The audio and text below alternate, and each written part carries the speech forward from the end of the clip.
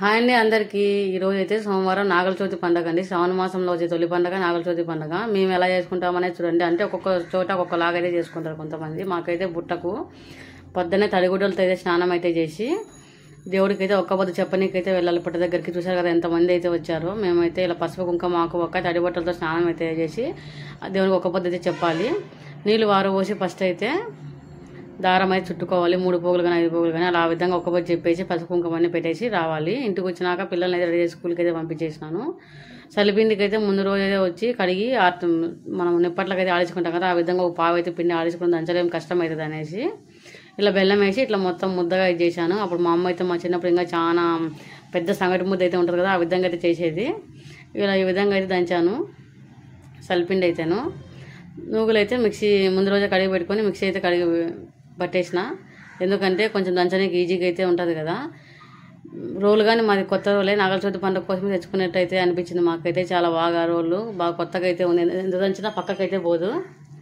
ఇలా అయితే బెల్లం అయితే మెత్తగా కొట్టుకొని నూగులు అయితే వేసుకొని ఇక్కడ మా వారైతే నూగులలో దంచడంలో చాలా హెల్ప్ అయితే చేశారు. అయితే దంచుకోలేను.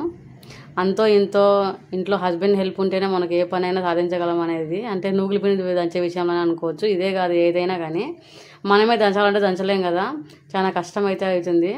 ఈ విధంగా దంచేసినాక మొత్తం అయితే అన్నిటిని ముంటలుగా అయితే చేసేసి నేనైతే ఇంకా రెడీ అయిపోయాను దేవుడి దగ్గరికి అయితేను. ఈ విధంగా అయితే సింపుల్గా అయితే రెడీ అయిపోయి దేవునికి పూజ చేసుకున్నాను. ఇక్కడైతే అరటి పండ్లు ఆకు ఒక్క వడపప్పు దేవునికి అయితేను. మా అమ్మ అయితే మా చిన్నప్పుడు సద్దులు అయితే మొలక కట్టి ఇచ్చేది. మేమైతే ఇప్పుడు వడపప్పు అయితే పెడతాం పెసలతో.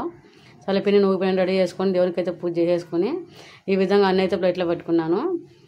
ఇక్కడ 12 అయినా కప్పుకోవచ్చు, మన పైట ఉంటుంది కదా అలా ఆ చెరుగు అయితే తీసుకొని కప్పుకొని ఈ విధంగా అయితేను పుట్ట దగ్గరికి అయితే తీసుకెళ్ళాలి. అన్నీ పెట్టేసి ఈ విధంగా మనం ఎదికిలేంటివన్నీ పెట్టేసి పుట్ట చూసారు కదా సుబ్రహ్మణ్యం స్వామి ఎంత కలకలలాడుతూ ఉన్నారో. మాకైతే ఒక్క పొద్దు ఈరోజు అంతా నిండు ఒక్క పొద్దు అయితే ఉండాలి. కొంతమందికి అయితే మా అమ్మ వాళ్ళకైతే మధ్యాహ్నం వరకే ఉంటుంది ఒక్క పొద్దు. అంటే ఒక్కొక్కరు ఒక్కొక్కలాగా, ఒక్కొక్క చోట ఒక్కొక్కలాగా.